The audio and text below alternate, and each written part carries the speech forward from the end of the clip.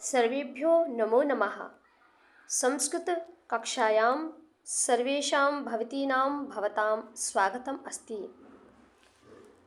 द्वादशीकक्षायाः संस्कृतविषयस्य प्रथमः पाठः अनुशासनम्। अस्य पाठस्य अभ्यासप्रश्नाः अत्र प्रदर्शिताः। सर्वप्रथमम् एकपदेन उत्तरत्। अयं पाठः कस्मात् ग्रंथात् संकलितः? यह पाठ किस ग्रंथ से संकलित लिया गया है? तैत्तिरीय उपनिषदाः, तैत्तिरीय उपनिषद से। सत्यात् किम न कर्तव्यम? सत्य से क्या नहीं करना चाहिए? प्रमदाः। आचार्यः कम अनुशास्ति? कम यानी किसको? कहा कौके कम कौकान? ये कम यानी किसको? तो आचार्य किसको पढ़ाता है? अंतेवासिनम। अंतेवासिनम अर्थात शिष्य को। स्वाध्याय प्रवचनाभ्याम किम कर्तव्यम? स्वाध्याय और प्रवचन दोनों के लिए क्या नहीं करना चाहिए? प्रमदः, प्रमाद नहीं करना चाहिए। अस्माकं कानि उपास्यानि? हमारे द्वारा क्या सेवित या उपासना की जानी चाहिए? सुचरितानि, अच्छे कार्य, अच्छे यानी पवित्र कार्य करने चाहिए। उपास्यानि। अग्रे चलामः। द्वितीयः प्रश्नः पूर्णवाक्येन उत्तरत्। प्रश्नः अस्ति आचार्यस्य कीदृशानि कर्माणि सेवितव्यानि? आचार्य के किस प्रकार के कर्म हमें ग्रहण करना चाहिए? तो आचार्यस्य अनवद्यानि, यहाँ अनवद्यानि और अवद्यानि। अवद्यानि यानी दोषयुक्त और अनवद्यानि यानी दोष रहित। तो आचार्य के दोष रहित कर्म सेवितव्यानि, आचार्य के दोष रहित कार्यों को सेवित करना चाहिए या ग्रहण करना चाहिए। अग्रे शिष्यः किं कृत्वा प्रजातन्तुं न व्यवच्छेत्सिः? किम कृत्वा, किम यानी क्या, कृत्वा यानी करके, शिष्य क्या करके प्रजातंतुम वंश परंपरा को न व्यवच्छेत्सिः, न तोड़े। यानी शिष्य क्या करके प्रजातंत्र यानी कि प्रजातंतुम यानी वंश परंपरा को ना तोड़े। तो शिष्यः प्रियम धनम आहृत्य प्रजातंतुम न व्यवच्छेत्सिः। शिष्य प्रिय धन को लाकर, यहाँ हमने बताया था धनम धन आहृत्य, आहृत्य यानी हरण करके या ला करके, वंश परंपरा को ना तोड़े। शिष्य प्रिय धन को लाकर और वंश परंपरा को ना तोड़े, मतलब शिष्य ऐसा कुछ ना करे जिससे हमारी वंश परंपरा नष्ट हो रही है। शिष्य का कार्य क्या है? सिर्फ पढ़ना, अध्ययन करना, विवेकशील बनने के लिए अध्ययन में ही अपनी रुचि बढ़ाना। शिष्याः कर्म विचिकित्सा विषये के कथम वर्तेरन्? शिष्य कर्म के संबंध में, विषय में कैसे वर्ताव करे? ये प्रश्न है। उत्तरम अस्ति शिष्याः कर्म विचिकित्सा विषये यथा ब्राह्मणाः सम्मर्शिनः युक्ताः आयुक्ताः अलूक्षाः धर्मकामाः तथा वर्तेरन्। मतलब यहाँ कहा गया है कि शिष्य को कर्म के विषय में जिस प्रकार ब्राह्मण, कैसे ब्राह्मण कर्म करें? सम्मर्शिनः विवेकशील, युक्ताः आयुक्ताः मतलब वो योग्य हों, हर एक अच्छे कार्य के योग्य हों। युक्ताः आयुक्ताः, अलूक्षाः कोमल स्वभाव के हों, धर्म कामाः धर्म से युक्त हों, तथा वर्तेरन् वैसे ही व्यवहार करना चाहिए। तो कहा गया कि शिष्य को कर्म के विषय में क्या करना चाहिए?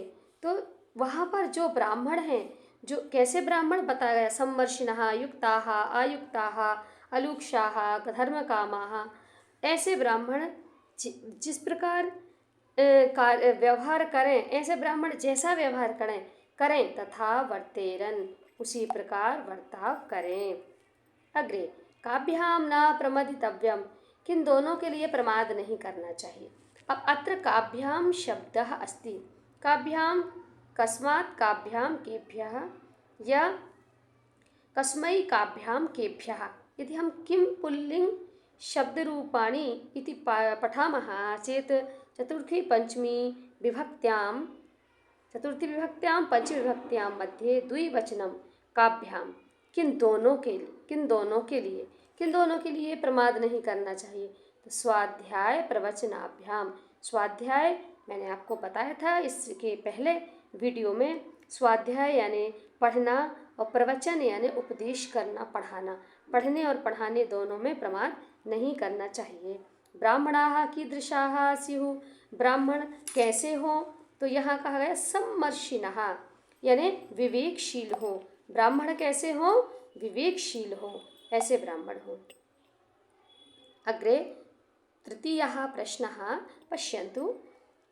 वेदं ये रिक्तस्थानानि सन्ति और अस्मिन् वाक्ये एकं शब्दं नास् अस्ति, तो वयं अत्र स्थापयामः। वेदम अनुच्चाचार्यो, वेद को पढ़ाकर आचार्य डैश अनुशास्ति, किम अनुशास्ति, अंतेवासिनम अनुशास्ति यानी शिष्य को पढ़ाता है। सत्यम वद धर्मम चर, ये उपनिषद के वाक्य हैं जिनको हमें पूरा करना है। सत्य बोलें और धर्म का आचरण करें। यानी अनवद्यानि कर्माणि, किमस्ति, कानि कर्माणि तानि सेवितव्यानि, यान्यवद्यानि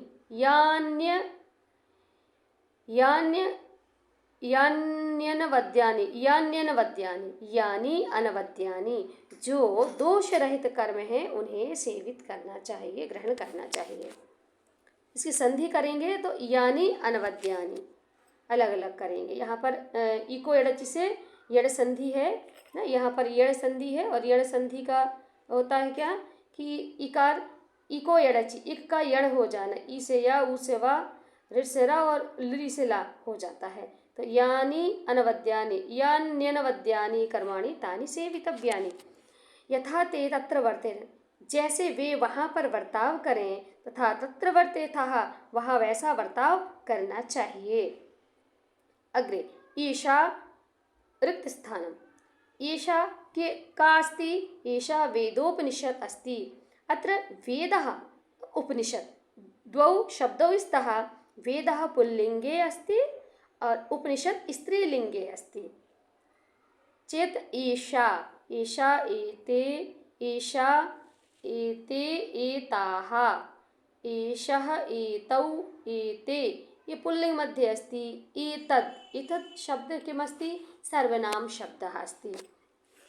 तो ये ईशा शब्द है यानी यह खालिस्तान है, वेदोपनिषद अस्ति। अग्रे चलामः। अग्रे चतुर्थः प्रश्नः मातृभाषया व्याख्यायेताम्, मातृभाषा में व्याख्या कीजिए। अत्र द्वे सूक्ति स्तः, यहाँ दो सूक्तियाँ दी गई हैं। प्रथमा देवपितृकार्याभ्याम न प्रमदितव्यम, यानी इसका पहले अर्थ समझ लीजिए सूक्ति का कि देवताओं तथा पितरों के कार्यों में प्रमाद या आलस्य नहीं करना चाहिए। यहाँ तक इसका हिंदी अर्थ है इस सूक्ति का। अब नीचे इसकी व्याख्या की जा रही है। प्रस्तुत पंक्ति में आचार्य अपने शिष्य को उपदेश देते हुए कहते हैं कि देवताओं के अर्थात पूजा अर्चना आदि कार्यों में कदापि आलस्य नहीं करना चाहिए। इसी प्रकार पितरों के कार्य अर्थात श्राद्ध तर्पण आदि कार्यों में भी कदापि असावधानी नहीं होनी चाहिए। इस प्रकार आचार्य शिष्य को देवताओं तथा पितरों के कार्यों को संपन्न करने का उपदेश दे रहे हैं। यहाँ पर यह बताया गया है कि देव पितृ कार्याभ्याम न प्रमदितव्यम, हमें देवताओं एवं हमारे पितरगण हैं, हमारे पितर हमसे जो बड़े हैं, उनके कार्यों में कभी भी हमें आलस्य नहीं करना चाहिए। यहाँ ये व्याख्या की गई है, गुरु के द्वारा शिष्य को बताया गया है। अग्रे यान्यनवद्यानि कर्माणि तानि सेवितव्यानि, जो अनवद्य कार्य हैं, अनवद्य यानी दोष रहित कार्य हैं, तानि सेवितव्यानि, उनको ग्रहण करना चाहिए। अर्थ बता दिया गया है जो मैंने अभी आपसे कहा, जो कार्य दोष रहित हैं उनका आचरण करना चाहिए। मैंने आपसे कहा था यहाँ पर दो शब्द हैं, यानी अनवद्यानि, ये भी इको यड़ची से, यहाँ जो इको यड़ची संधि है, इको यड़ची, इससे क्या होता है, इक का यड़ हो जाना। तो इक क्या है, ईयू रिलरी, यड़ क्या है, यावा राला, यहाँ पर। तो यहाँ पर दो शब्द हैं, यानी अनवद्यानि कर्माणि तानि सेवितव्यानि, जो दोष रहित कार्य हैं उन्हें उनका सेवन या उनको धारण करना चाहिए। अब यहाँ पर इसकी व्याख्या की गई है, देखिएगा। प्रस्तुत पंक्ति में आचार्य अपने शिष्य को उन कार्यों को करने का उपदेश दे रहे हैं जो दोष रहित है, पवित्र है। मनुष्य में कुछ न कुछ दोष स्वभाव से ही होते हैं, अतः उन दोषपूर्ण कार्यों का परित्याग तथा शुभ एवं पवित्र कार्यों का आचरण किया जाना चाहिए। यही आचार्य का अपने शिष्य के लिए उपदेश है। कुल मिलाकर के इसकी व्याख्या में ये कहा गया है कि दोष रहित कार्यों को ग्रहण करना चाहिए, उनका आचरण करना चाहिए, और साथ में जो दोषपूर्ण कार्य हैं, जो बुरे कार्य हैं, दोष युक्त कार्य हैं, उनको छोड़ देना चाहिए एवं शुभ एवं पवित्र कार्यों का आचरण करना चाहिए, ऐसा इसमें कहा गया है। तो यहाँ पर हमने 2 सूक्तियों की यहाँ पर व्याख्या की है। अग्रे चलामः। पंचमः प्रश्नः अधो निर्दिष्टानां पदानां समानार्थक पदानि कोष्टकात् चित्वा लिखत। नीचे अधो यानी नीचे निर्दिष्ट पदानां दिए गए पदों के समानार्थक पद कोष्टक से ढूंढ करके लिखिए। यहाँ नीचे देखिए, ये एक कोष्टक दिया हुआ है पूरा। कोष्ठक मध्ये पंच शब्दाः सन्ति। सद्भावना, संबोध्य, लज्जया, अनुपालनीयम, अरुक्षा। अत्र वाक्यमस्ति। तो एतानि पंचवाक्यानि सन्ति। ये यहाँ 5 वाक्य दिए हैं, इनको यहाँ पर फिल करना है। अनुच डैश संबो, यहाँ अनुच का मतलब है संबोध्य, तो हमने यहाँ संबोध्य ले लिया। संविदा यानी सद्भावना, ह्रिया यानी लज्जया, अलुक्षा यानी अरुक्षा, उपास्यम यानी अनुपालनीयम। यह उपास्य में उपधन आस धन यहाँ पर यत प्रत्यय है। जब यत प्रत्यय हम लगाते हैं तो यत प्रत्यय का केवल या बचता है, केवल या बचता है। तो यहाँ या बचा, तो यहाँ हो गया उप धन आस धन, क्या हो जाएगा यहाँ पर, धन आस धन यत हो जाएगा। तो उपास्यत और उपास्य में इसको नपुंसक करें उपास्यम, ऐसा हो जाएगा। तो इसलिए यहाँ पर हमने इसे उपास्यम का अर्थ अनुपालनीय, इसमें भी अनियर प्रत्यय है, यहाँ पर अनियर प्रत्यय है, यहाँ पर यत प्रत्यय है। दोनों का मीनिंग एक ही है, योग्य, इस कार्य के योग्य। तो इस प्रकार हमने पंचमहाप्रश्नः एतानि वाक्यानि उत्तराणि वयम् अवबोधितवन्तः। षष्ठः प्रश्नः इत्यस्ति विपरीतार्थक पदैः योजयत्। यहाँ पर विपरीत पदों के द्वारा हमें योजन करना है, जोड़ियाँ बनानी हैं। सत्यम, तो देखिए यहाँ पर इसके समक्षे अलुक्षा अस्ति, तो सत्यस्य इत्यर्थे सत्यर्थ सत्यम विपरीतार्थक पदम असत्यम अस्ति, तो ये हो जाएगा धर्मम अधर्मम, अवद्यानि अश्रद्धया, लुक्षा अलुक्षा, ये विपरीतार्थक पदानि सन्ति। सप्तमः प्रश्नः अधो निर्दिष्टेषु पदेषु प्रकृति प्रत्यय विभागम कुरुत। नीचे दिए गए पदों में प्रकृति और प्रत्यय को अलग अलग कीजिए, विभागम यानी विभाग कीजिए। प्रमदितव्यम, अब देखिए यहाँ जो प्रमदितव्यम शब्द है, यह प्र धन मद धन तव्यत, ये तव्यत का जो त है इसका लोप हो जाता है। किसी भी जो प्रत्यय होते हैं उसमें जो हलंत वर्ण होता है तकार, तो इसका लोप हो जाएगा हलंत्यम से, ये हलंत्यम है और तस्य लोपः से लोप हो जाएगा, तो तव्य बचेगा, है ना। तो ये तव्य बचेगा यहाँ पर। तो तव्य शब्द हम यहाँ जोड़ेंगे प्र धन मद धन तव्य, प्रमदितव्य। अब क्योंकि जो दाम में छोटी ई की मात्रा लगी है यहाँ पर ई, क्योंकि यहाँ पर धातुएं 2 प्रकार की हैं, सेट और अनिट। सेट मतलब सा के साथ, अनिट मतलब ई के बिना, तो इकार के सहित। तो जो मद धातु है वो सेट धातु है, इसलिए दा में इकार लग जाएगा, तो प्रमदितव्यम यहाँ पर, इसलिए यहाँ प्रमदितव्यम लगा हुआ है। सेट धातु मद धातु सेट धातु होने के कारण यहाँ पर इकार जुड़ जाएगा और तव्यत का तव्य बचेगा, तकार का लोप भवति। अनवद्यम न अवद्यम, नए तत्पुरुषः समासः, ये तत्पुरुष समास है नए तत्पुरुष जिसमें कि अन या ना इति आगच्छति।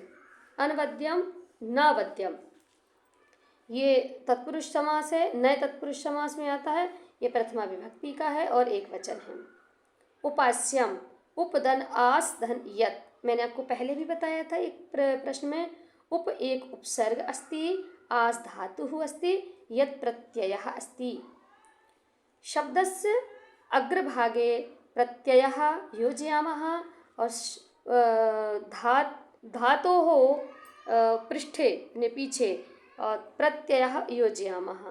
तो यत का या बचेगा, तकार का, तकार एक हलंत है, हलंत से उसका तस् लोपः से लोप हो जाएगा। हलंत है इसलिए उसका तस् लोपा से लोप हो जा रहा है, तो या बचेगा। तो उपास्यम, उपास्यम।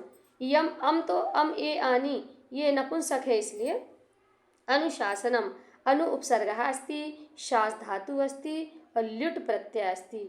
ल्युट् प्रत्यय में भी ल्युट् का अन बचता है, तो ल्युट् का अन बचता है तो अनुशासनम, अनुशासन, शासन। और क्योंकि ये नपुंसक लिंग अस्ति इत्युक्ते अनुशासनम,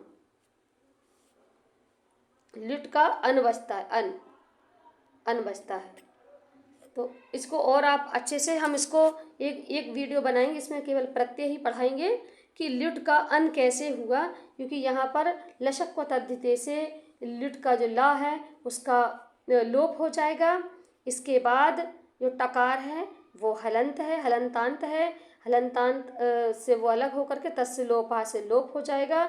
अब यहाँ पर बचेगा ऊ क्या है, ये उकार है यानी कि ये स्वर है, इसलिए इसका भी यहाँ पर लोप हो गया, तो बचेगा या, और या का अन हो जाएगा, या का अन आदेश हो जाएगा, इसीलिए यहाँ पर अनुशासन ऐसा बन जाएगा।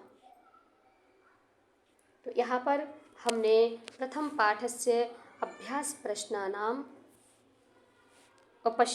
यहाँ पर पढ़े और हमने समझे कि प्रश्नों के उत्तर किस प्रकार हैं।